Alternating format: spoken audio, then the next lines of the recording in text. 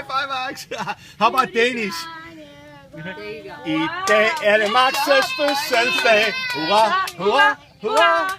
Han sikrer sig en gave, for som han har ønsket sig i år. Med dejlig chokolade og kager.